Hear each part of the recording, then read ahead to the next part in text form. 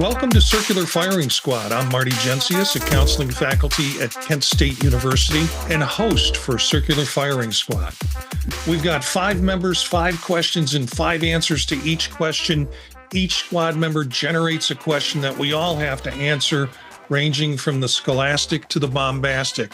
And in pre-show discussion, folks had been saying, there's some interesting questions tonight. So hang tight with us. I think you'll hear some dirty little secrets from all of us in the process.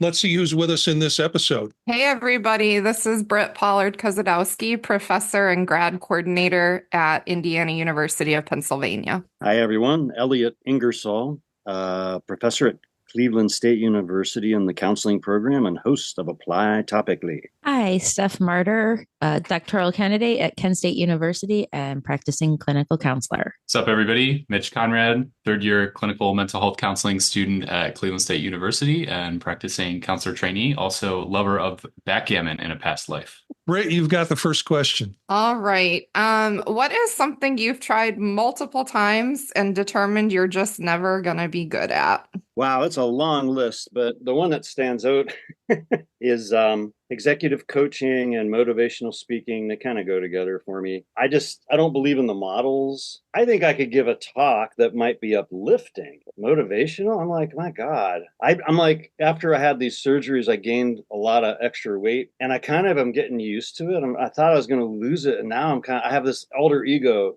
who's an anti-motivational speaker. His name is Dr. Tubbo. And Dr. Tubbo is like, hey, you exercise weirdos, you don't have to work out every day.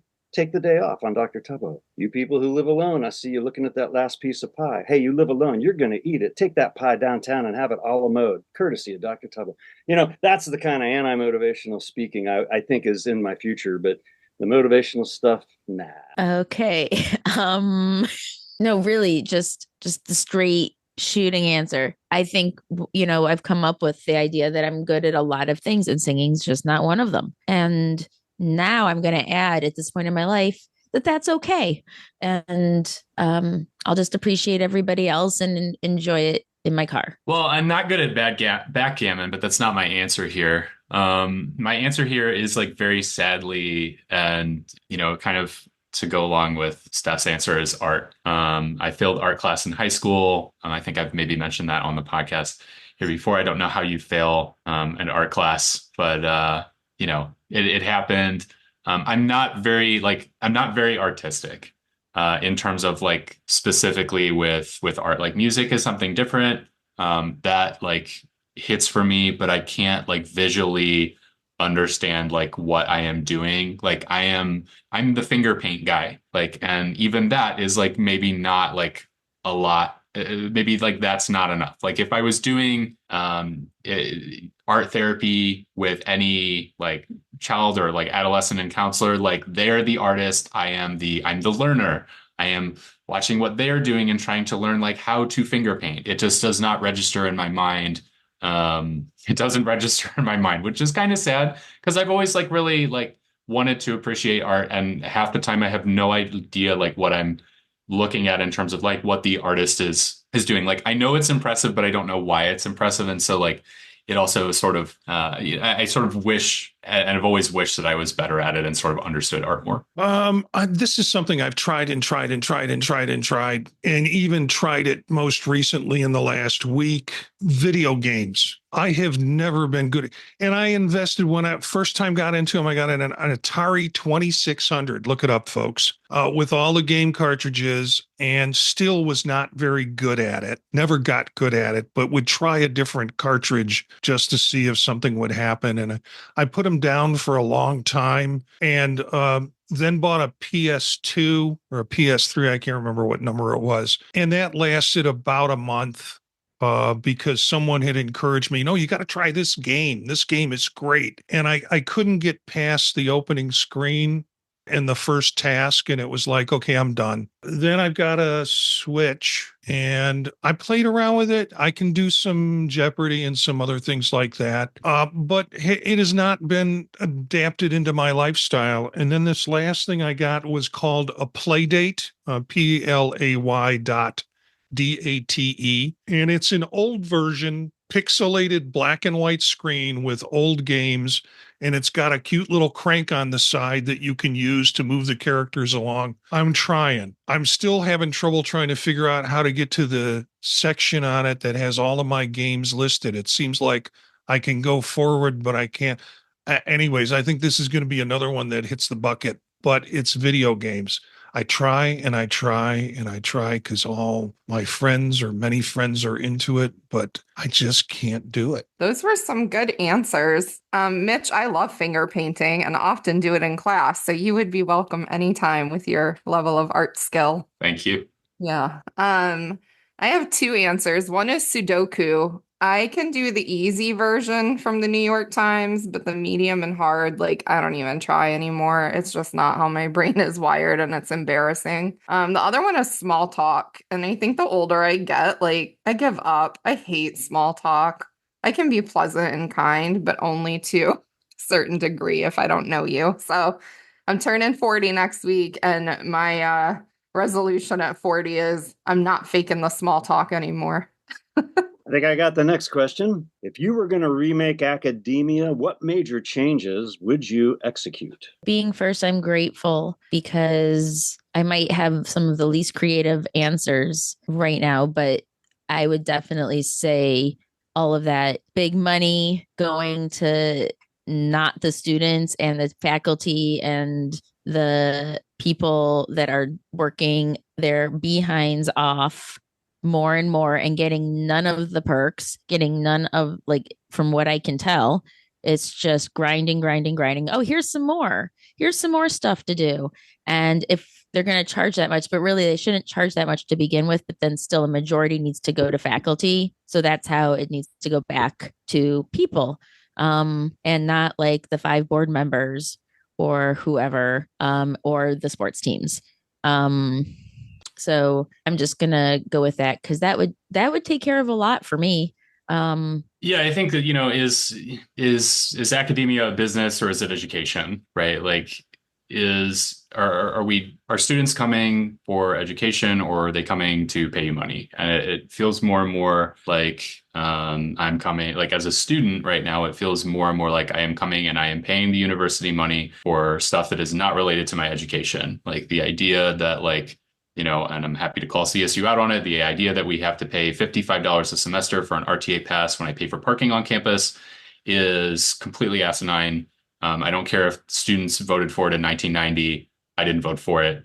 And it's about making money. Right. And so I understand the idea that you have to be in the, in the green to continue to run your business. Right. Because at the end of the day, it needs to be, you need to be above board and you need to be able to fund what you are doing. But the idea for me that, that colleges are moving more towards a business and money making model, in my opinion, the greedier that you get, the less about academics that it will be about. And then you end up in a situation where, because you haven't focused about academics, that your university may or may not be in debt and may or may not be sort of having a crisis. Right. And I think this is what a lot of universities are going through right now, is that they were so greedy, and they had such high acceptance rates, that after post COVID, right, because if you have a low acceptance rate, this is why something like Ohio, in my opinion, why something like Ohio State is really resistant, or sort of they have protective factors. If your acceptance rate is 25% and COVID hits, well, you just bump up your acceptance rate to 45%. And you still have the full amount of students. If your acceptance rate is at 95%, right, which is I think what a lot of the universities in this country do have acceptance rates above 90, then you're trying to, in my opinion, you're trying to run a business, and it becomes less about academics. Now, I definitely advocate that students should have an opportunity to succeed and come to college. And also if you're just trying to increase your numbers and it's all about how many students are paying tuition, then it's diluting the experience. Like, do you want to run a party school and have people come because you're a party school, or do you want to run an academic university where people come to get an education and then reinvest in your university? And so, like, I imagine a lot of students like me are sitting here thinking, every time I get my least favorite thing in the mail is donate to my alma mater. No, thank you. No, thank you. Right. Like, and it's going to be the same thing with my, with CSU after I graduate, like, no, I have absolutely loved CSU and the program, but like, my donations have been that RTA pass. I know exactly the type of money that I'm giving to my university, and they're not getting a cent from me after I leave, because they don't, as far as I'm concerned, deserve it, because they've treated students unfairly, and they treat faculty, and universities also, right? Like, stuff you're saying, like, also treat faculty unfairly. Like, the university doesn't exist without the faculty. It's faculty first. And if you don't put faculty first, and if you don't put your students first, and you put everything else that you're doing first, then you're not a university, you're a business. I'm going to follow the trend here and say my thought to this question was 20% overhead and administration. That if you look at some bloated institutions, you have 48% of the tuition dollars going to administration and overhead for the university. That's buildings, all the kinds of stuff, as what they claim. And then only under 50% comes back to the college or to the department and that includes faculty salary, that includes services that you can do for students, things like that. So there are models that say, very successful models that say 30%, 35% at the maximum. But I would say first thing I would do is cut everything back from an administrative standpoint and say, deal with it. We have too many administrators, too many folks who are, so far they tell us that they're really important positions, but all I see them do is generate a lot of work for the faculty and for the department chairs to do that doesn't seem to have much connection. So I would slash administration and keep them to a percentage of incoming dollars that's much more severe than what they have now. And by the way, Mitch, it's not a parking pass. It's a hunting license. There's no guarantee. With a parking pass, it sounds like there's a guarantee you actually have a space. But in most universities, it does is give you permission to hunt. Doesn't mean you'll ever come back with anything. It just means you have permission to hunt. I would agree with all of the financial suggestions. Lower tuition costs, make academia more accessible for folks, decrease the hierarchical model in general across academia, revamp the tenure and promotion BS that exists in our world, fix the parking. That was also on my list. Yeah, I think that probably for me, something near the top of the list too would be a redistribution or a more equitable focus on viable programs, rather than continuously dumping money into either programs that are not working or programs that traditionally have gotten the bulk of the focus and the support that are no more important than other programs that are offered at most universities. So a redistribution of support across the board. Those are great answers. Everybody really like those. I've been studying this for decades, and I have an ongoing correspondence with our governor, Mike DeWine. And the last one I sent him, I said, okay, this is the Ingersoll-DeWine correspondence. I said, look, get rid of this 9-month contract. This is BS. Everyone's on a 12-month contract. Oh, you don't want to teach summer? Well, fine. Teach all your courses in fall and spring. That's up to you. But all of this crap where we shut everything down in spring, like everyone's going to go to England and study castles, and then we start it all up in August. It's a waste of time. I have been through so many meetings. I have meeting like zombie effect, and they are really bad meetings. Now, here it comes. This leads to the next thing. You can't be hired as an administrator without an IQ test and an emotional intelligence assessment. And then administrators, there must be a 5-to-1 ratio between faculty and administrators. And yeah, I get it. I know. It takes 10 good administrators to make one good decision. That's not my problem. That is not my problem. These people can work in the housekeeping or food service industries, as far as I'm concerned. All professors teach a 3-3 load. You don't buy time out of teaching. I'm there because I love to teach. I never understood that. That always seemed kind of crazy to me, but okay. Everyone's on a 3-3. And in this 12-month contract, you have 3 15-week semesters. You just run them, and you run them year round. You just keep it going. And then I also think the SUNY system has something we should at least investigate. Like with Kent, Akron, Cleveland State, do we all really need engineering? Do we all really need counselor ed? I mean, if you focus certain programs at certain universities, especially when you have 3 in such geographic proximity, that just seems to make sense. Yeah, and quit raping students for every penny. We have a fee for career services that I've asked 3 times, 3 directors of career services. What's this for? They haven't given me an answer. They don't know. These are not the best and the brightest. This is what kills me. A president of our university said, how do we get undergrads? I said, have a rave. That will draw people. Young people like to dance. They're like, I've said this before, but I'm like, get out of your stuffy head and quit hiring the same people for administrative positions. I could go on, but I'll stop there. Oh yeah. And the programs and the hoo-ha. There used to be a week of welcome in August. Now it's weeks of welcome. And I'm like, if you were doing your job, having RAs on every floor of the dorms, for example, having food accessible to international students who live there when a lot of people don't, they would feel welcome and they wouldn't need some professor flipping hamburgers as some weird ass gesture. I'm getting excited. I'm done. Thank you, everybody. I'm not sure this is going to be a less volatile subject, but my question is, how do you feel about Disney? So I'm not sure if I was supposed to take this question literally, but I'm trying to take it literally. How do I feel about Disney? Right? Like, how do I, not like what do I think about Disney, but like, how do I feel inside about Disney? And my feelings about Disney feel pretty complex because I try not to think about Disney, but I can sort of suppress that, I guess, pretty easily. But feelings about Disney, that is maybe a little bit different. And so, like, how do I feel about Disney? Well, I don't know how I feel about Disney because I haven't had to think about it before. And I haven't had to feel about it before. And so I think like, or I should say, I feel, right? I feel like confused, I think is the word for me, is confused.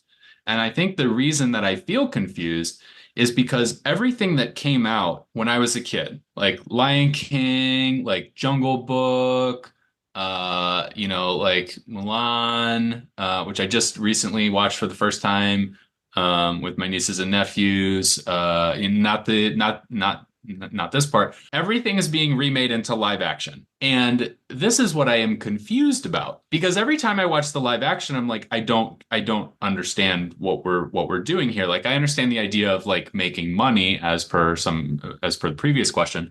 But every time that I've watched the live action, I have felt disappointed in what the live action movie is. It's not that I don't think that people should be given another opportunity to present it in a different way.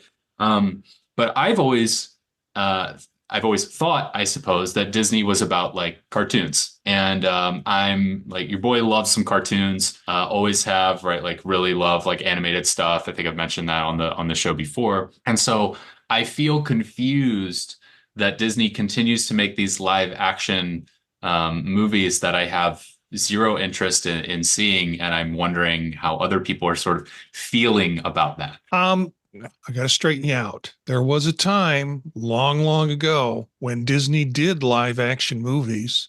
They were called The Absent-Minded Professor, Flubber, The Computer That Wore Tennis Shoes. Now, you went off on a topic that really steams me, which is remakes. Why do we need them anyways? They don't necessarily add any additional. There are not a lot of questions left over from the original film that needs to be answered in the second film.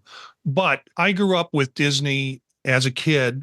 And one of the things that we did was we went over to my grandmother's house, who only spoke Lithuanian, and she enjoyed 3 shows. She enjoyed Ed Sullivan. She enjoyed Lassie, because, there's not a lot of dialogue with a dog. And she enjoyed watching the Walt Disney Hour, which would have a variety of storylines in it. And she would sit there and watch them and kind of get it. She didn't understand the English with it, but she could follow the storyline. So you saw some of these classic Disney stuff, and then they went into, animation, and they kind of went full front on that. Now, how do I feel about Disney? Now I'm really peeved. because they have turned it into a behemoth of a money-making venture. Is sucks the lifeblood out of kids and their parents. Part of my family took all the grandnieces and nephews to Disney, and we got a picture sent to us of all of them there, dressed similarly, and the whole thing that those kind of cults do. And I was so glad I wasn't there, because the last time I was there, I was president of ACES, and they had the conference at one on the West Coast. And all I remember was walking around the park and getting my legs banged by strollers by parents who were a little bit unwilling to say, "Excuse me." Now that's a live action film we'd all like to see. Yeah. The stuff they're doing now, where they've accumulated Star Wars and all of these other, and they're bleeding them out. They're just bleeding them out. They're just cranking it out, and it's trash. The story was fine the way it was. I don't have any curiosity about Obi-Wan's second cousin twice removed, and I don't want to know about their storyline. So yeah, I've had it with Disney. I'm glad I don't have any grandchildren, and my kids, we managed to navigate my kids without too much Disney stuff, which was a blessing. Well, growing up in arguably the best Disney era with the likes of The Little Mermaid and Beauty and the Beast and all the things, I feel nostalgic thinking about Disney movies. Disney, the corporation, not so much. I did not grow up with Disney Family Vacations or anything of the sort. And so I don't really get it, to be honest. It sounds like my personal version of hell. My best friend in the world is a Disney fanatic, and he and his partner love to take vacations to Disney World and Disney cruises and all things Disney, and has hounded me for years to go with them. And I just can't bring myself to do it. I just don't get it. Britt, if you go to Epcot, though, you can drink around the world. I don't drink, though. There's literally nothing at Disney for me. Maybe some food, although I've heard mixed reviews about that. So I don't know. But I do enjoy reminiscing and thinking about the good old days of Disney. I will say, despite the fact that every live action film has been terrible, I do feel a pull to see all of them when they come out. And I think that's the nostalgia talking. And then I'm disappointed every time. Yeah, I'm with Mitch. This is my feelings are complex. The queer part of me absolutely adores it. Anything pink and sparkly, I'm like, that's awesome. I love it. And like Marty, I have like the Kurt Russell, computer that wore tennis shoes. I mean, I remember all of those. And of course, the Wonderful World of Disney on Sunday nights. Yeah, my Uncle Marty, everyone was like, he would watch Wild Kingdom. He loved Wild Kingdom. And then Disney came on after. But the kids would all start gathering around the TV for the last 15 minutes of Wild Kingdom, which was mostly him telling us to be quiet. But yeah, but the benefit I have is my brain has developed a defense against digital realities. Like digital things, they don't exist to me. Like when people say, oh, it's in OneDrive, I'm like, I don't know. What's OneDrive? Is that a thermos that you could hand to me? I don't know. So they don't exist when they're digital. And it was like all these weird movies, like the Star Wars spinoffs. It just didn't exist for me because I didn't cross paths with media that were advertising it, But a lot of the ones that came out in your all's time, Aladdin, there was some good stuff in there. Mary Poppins, I mean, my first movie and the deepest existential experience I've ever had. Classic Disney, man. But yeah, it's a complex topic. I appreciate the question. I was like, that is a really cool question. Excellent. Oh, how about when we change a couple federal laws, I'll bet you Disney opens the cannabis castle, and then there'll be stuff, Britt. We'll go down to the cannabis castle and say, find me a wizard to light this pipe. You have to turn it into a land, Canaland, or one of those. Yeah. This question came up to me because now with a toddler turned preschooler, when I had done my best, where I was thinking I was doing my best to avoid really overload, Disney did not want to become someone where she knew, I didn't want to know all the Disney movies that have come out in the last 15 years. I like the ones that we talked about, generational, yes. And I like some of the, it's good, but now it's like so much. there's so many, but it turns out I really like a lot of them. And, some of my complex feelings, I agree with a lot of that, come from also, maybe just the origins of the man himself. Maybe I have some mixed feelings about that. I kind of always didn't really like the Americanized everything, and so I have trouble with that. At least they put a warning now on their movies if there's unfavorable depictions of people. So I mean, okay, I don't know, but anyways, I also like the fact though that a lot of the new central characters are people of color, people my daughter can relate to that are out there. And, going there did not kill my soul. I thought it might. It did not with her. And it really was such a great experience. I was kind of dying. It was 98 degrees and full sun for 4 days straight.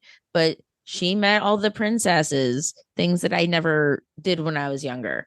By the way, the worst day, the drink around the world people, the lines, they were standing out in line for an hour, hour and a half, 98 degrees, full sun at 2 p.m., waiting for their drink. And I'm like, oh my goodness. And they're drinking alcohol. They're going to dehydrate. That I was dehydrating and I was slamming water. You go at midnight before the fireworks. That's the trick. Well, that's what these people were not using that trick. I was standing in line for Moana at 2 p.m. and I was asked 3 times if I needed medical assistance. I'm like, no, I just need some water and a little shade, please. So I didn't quite like that, but Nora had her shade. Were you bleeding? Why did they ask you? Because I was about to pass out and or vomit. I don't know. I was so, it was that hot, and they didn't let me stand in the shade during the line. Even though the nice people behind me said, well, hold your spot, just go stand in the shade. And I had just finished a bottle of water right before. But anyway, she met Moana. It's all good. Worked out fine, So yeah, I had complex feelings, but now that I see the joy she gets right now, and at least there's like a range and there's, try to stay away from the really loud, really colorful, extra just chattery stuff. But it's nice too when she wants to watch Snow White, like where my parents took me when I was 4 and I was really scared. But, we also talk about, why that message is in the beginning. But then she can go and watch Princess and the Frog, Moana, Encanto, whatever. But we also, she doesn't only watch Disney. Oh my gosh, it sounds horrible. But anyway, she loves it, and I can find the love for some of the stories and the experience. But yes, corporation is awful, and it's like I hate giving them money. And I got a Disney story. When I was looking for work and I was in South Carolina finishing my doctorate, I applied for a job, and the ACA conference was in Orlando. And we had 2 young kids, and Aileen and I promised that we would try to avoid Disney as much as possible, but I had to go to Orlando because they wouldn't do the interview anywhere else. So we said, okay, we'll make a family trip out of this. So we put them in the car, drove down there in the morning, took them out to the park. I left somewhere mid-morning, drove to the hotel, took my suit out of the trunk, ran into the hotel bathroom, put the suit and tie on, did the interview, went back into the bathroom, put the shorts and t-shirt on, went back out to the car, and drove back out to the park to pick up my family and do some more time out at the park. But that was the only way that you would have gotten me to Disney, and I did not get the job. So I do want to add one thing as far as the story, and I apologize. They are so good when they see tired parents that just cannot take another step with their child, of coming in and being really kind and like giving a boost or giving you what you need. We were at brunch, and 4 adults, 6 children. Of the 4 adults, at least 2 were neurodivergent. Of the 6 children, at least 5 were neurodivergent. We needed help. And it just was like nobody was coming to our table for 20 minutes. And then someone came in and said, oh, you look like you need help, because we were about to get up and ask for help. But someone else just came in and they took care of it, and it was all good.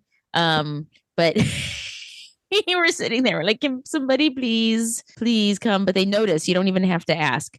But that was just one of the many stories of where they really did step up and rush Nora through to meet Ariel. Thank you, Andy. I wish we had video on this show, Steph. This was so cool. While you were talking about Disney, your face was half lit and half dark, like Richard Burton in Equus, right? And it was kind of like this representation of the polarity of Disney. It was so cool. I wish we'd have had that out there. Yeah, Equus, not a Disney film. It has a horse, though. All right. So my question this week is, what do you say to students who tell you they want to enter the profession because they have been told they give good advice? I look them straight in the eyes and go, "Oh, you want to be an internet influencer?" And after they're a little shocked at that, my next response is more about where does that need come from and what makes that feel like a good way to interact with people. I think folks who want to give advice are afraid to not do to enter into an unknown and sit with the individual and have to learn about them, understand their struggle, and then help them come up with something that's uniquely fits their situation, not my projection on what they should do. So yeah, we get in interviews, we get a few students who have that comment, and that's not a you're out question naturally for me because they don't know.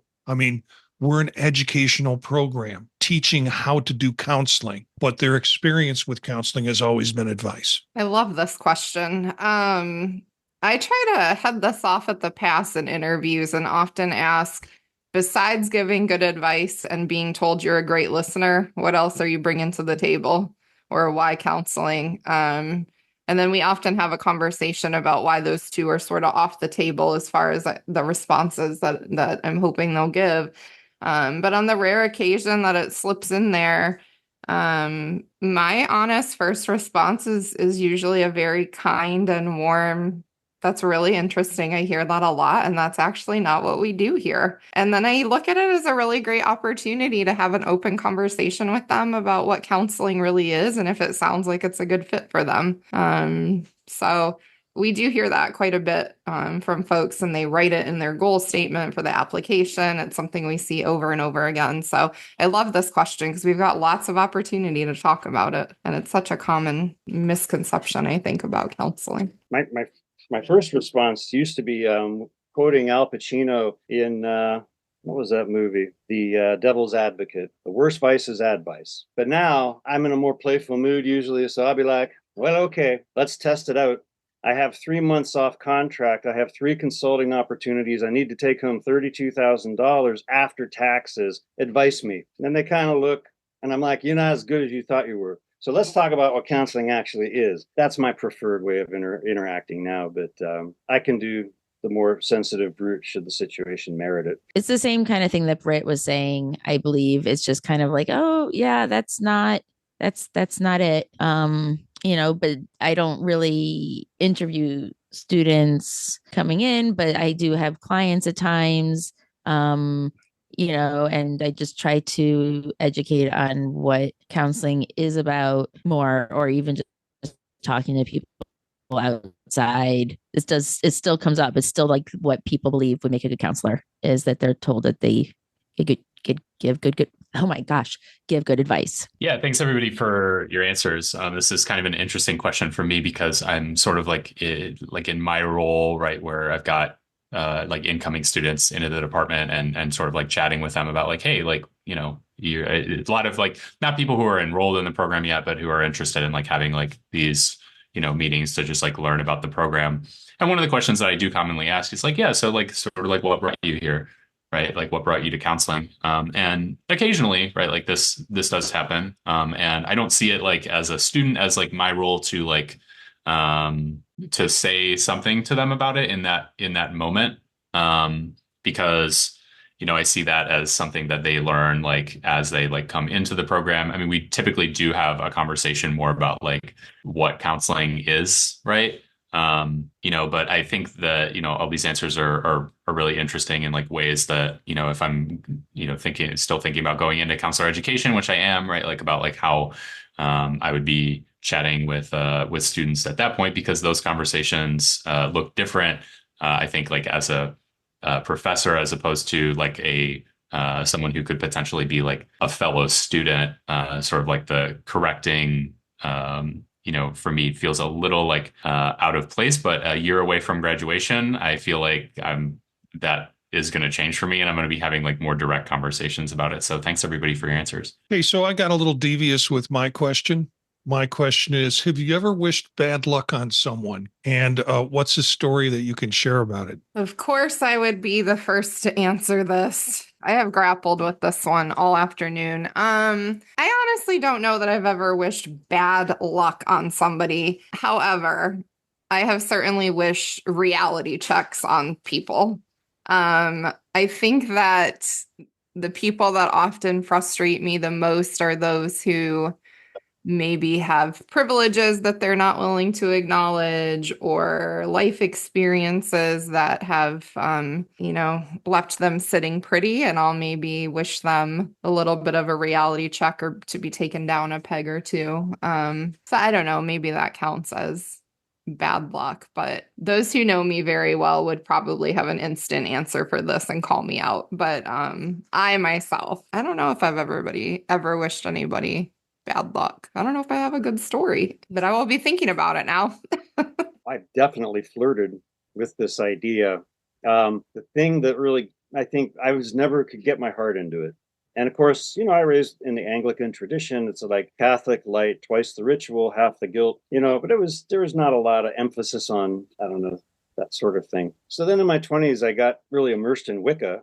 And the idea in Wicca, is that what you put out comes back to you much more powerfully. But I like kind of the way you phrased it, Britt. Yeah, I knew a guy who choked on a donut in a Tim Hortons, and I'm like, well, if that happened to Donald Trump, I would be okay with that. I'm not wishing it, but I'm like saying, if I don't know if I'd Heimlich him, I'm not sure. I can't make any promises. So yeah, but ultimately, He'd never turn blue. He'd just stay orange while he was choking to death. His body would probably assimilate it into the hair or something. I don't know. But yeah, it never felt right to me. And it was always that was a weird thing for me. And that was, I was always drawn to theology, and I was always trying to ascertain what was right. So it tripped all those triggers. This was a great question. Oh, it's my turn. I think I try not to. I think I'm going to kind of go more the route that Britt was going, and saying like, I more wish the worst of potential natural consequences on them, and usually those are the people that hardly ever get them. They get the best of the natural consequences, or they get reinforced for their bad behavior. It's just like, oh my goodness. But I have wished for people to really get what maybe by the book says they will get if A or B occurs, but for whatever reason, they're just like chilling as if A or B never happened. And it certainly never happens like once every other week. And you're just wondering, why is this person still there? I have some sins to confess. Finally, I thought I was walking amongst saints. So I was initially thinking about of course, like my entire life, like I obviously like am a saint, right? Like, of course, it's fine, and then Marty, you said an answer to a previous question and you were talking about video games, and I was like, oh no. And oh boy, have I wished some bad luck on people in video games. And this is my sin to confess, is if you are playing Mario Kart with me, I am doing my best to pretend that I am the best sport out there. And also, it's not necessarily, and I will say this, it's not necessarily about wishing bad luck. It's about not wishing good luck on someone. Because if you're in 12th place and you get a blue shell and you hit me with a blue shell, like, I am wishing very strongly against these things. And so I am kind of wishing that you do get a banana peel in fourth, like if you're in 12th place. If you're in 4th place, I'm sort of kind of wishing that you get a banana peel, and I just wanted to like admit these things and acknowledge these things, because I'm working on being more honest in my life. And I feel like this is, such a thing that I need to confess to, is that like, if you are playing me in video games, I may or may not be, who knows, I may or may not be wishing for bad luck if I'm playing for you, if I'm playing against you. I like a fair game. And I also like to win. See, you had me there for a while, Mitch, and then you dialed it back. All of you liars. All of you liars. This question comes from an experience this week. I was sitting this morning trying to figure out a question, and My daughter has spent the last month, 2 months rehearsing for Nonsense. It's a kind of musical farce. She is the understudy for all 5 parts. All 5 parts. So Aileen and I went and saw it a couple of nights ago. And, I know Hannah worked hard on it, but I sat there thinking, my daughter has to know all 5 of these parts and has to know the singing, the choreography, the lines, and all of that. And the sadness was I sat there in the audience and my daughter was sitting up with the tech people. And I thought I would have liked to have seen her get one of these parts. Can't any of you have a cold trip and sprain your ankle? So I'm being honest with my wishing bad luck, unlike all of you soft peddlers, saints, and do-gooders on this panel. I was really hoping not something terrible, but just something that would knock one of the 5 nuns out for one show so I could see my daughter in a role. So, yeah, that's the story and that's the truth. There's some honor in that, I think, Marty. I don't know. Just because we don't Honor wish for- harm on people doesn't mean we don't harm people. That's a whole other issue, But I don't Okay. bother wishing for someone else to do it. You don't need to reframe it to make me feel better about it. Well, I'm not trying to make you feel better. I'm trying to add to the color and depth of the discussion. Yeah, I'm perfectly okay being bad on this one and living with that mark on my soul. That's all of our questions except for a final shot question. You get stopped for speeding. What's your successful or not excuse to the officer? Most successful way out is not to make an excuse and own it. I suck. My bad. It's gotten me off every time. Yeah. I'm right there with you, Britt. My favorite traffic stop, if there is such a thing, I was getting off Route 8, coming back toward Kent, make a left on Terex Road, came fast down the ramp, might have run the yellow light, and then there was another yellow light I might have run. And then I get pulled over and he's like, do you know why I pulled you over? I said, oh, that last yellow light. He's like, no. I said, oh, the first yellow light. Yeah, that was close, but I didn't. I said, the speed down the ramp? Yeah, that was it. Yeah. So it's like a multiple choice traffic stop. Yeah, I just take it in stride. Okay, well, now here's the first time, Britt. I'm not going to wish bad luck on you, but I'm going to wish natural consequences because I have owned it every single time. And they just are like, cool, here's your ticket. And it's like, okay, fine. It was like, I was going 75 in a 60. No, I was going 80. I was going 80. That was like the first one, but it was on the highway. It was like in a 65 and there was nobody around me and I didn't have cruise control. Then I owned it, and here's your ticket. And that was Fulton, New York. Everybody be careful in Fultonville, New York. I don't really wish bad luck on you. Only ticket I've ever gotten is when I tried the lame diarrhea excuse. It didn't work. They didn't care. And I didn't really have diarrhea, thankfully. I don't really wish bad luck on you, Brittany. I just want it to work for me one time. Thank you. I'm glad you're not wishing I get stuck in Disney on a hot summer day or something like that. I'd be stuck in Disney's Cannabis Castle, but that's different. That would be a different story. Yeah, I've been like, somebody told me once that you tell that you're supposed to, and this is like, I know this is like total garbage, but like I just have believed it until I'll say it to an officer and I'll be immediately presented with my ticket that I earned, which is I was just going with the flow of traffic. And apparently there's, do you know how fast you were going? I was just going with the flow of traffic. Right. And it's like, that's never going to work. It's never going to work. But I think it is for some reason because I've been told and convinced that it is. And so I'll let you know when I get my ticket. I really appreciate this, Mitch, because I always wondered about that one. And I wasn't sure I was ever going to try it. Now I probably won't. I've never had luck with this. I haven't gotten a lot of speeding tickets. The one that is the most memorable was I flew to Albuquerque, New Mexico, and met a guy there who we were going to wind up in the same location up at Four Corners. We're going to do some earthy spiritual stuff. And we rented a Hyundai car and we're driving from Albuquerque. Apparently we were going through a 55-mile-an-hour zone in the middle of the desert. And we went over a rise and came back down. And there was a police officer with a speed gun. Now, my friend, being of a spiritual nature, decided he wanted to perform Reiki on the engine to make sure that we had a safe trip. And the officer stopped and said, "Do you know how fast you were going?" And my first reaction was, "No, that's why you stopped me."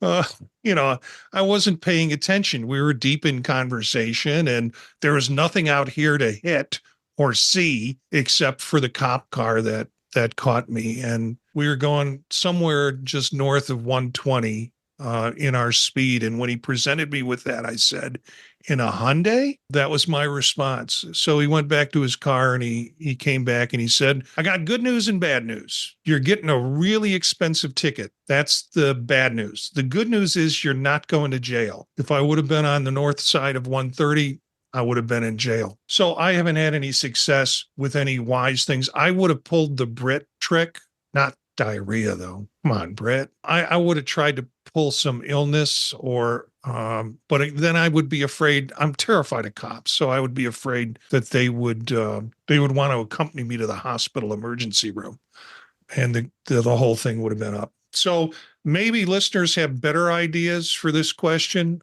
We sure would like to hear them if you have them. But I want to thank the firing squad, Elliott, Britt, Mitch, and Stephanie, for joining us tonight. Look for some of these characters on their podcasts on thepodtalk.net. You can find out more about them at circularfiringsquad.net. Make sure you check out the Tech Savvy Professor podcast hosted by Eric, who is missing again this week. He thought he might be able to make it, but I guess not. But we do the Tech Savvy Professor and also Vision Profiles, a podcast about the Apple Vision Pro. Our theme music is from Menage a Quad, Real Swing Shet. That's it for this episode of Circular Firing Squad.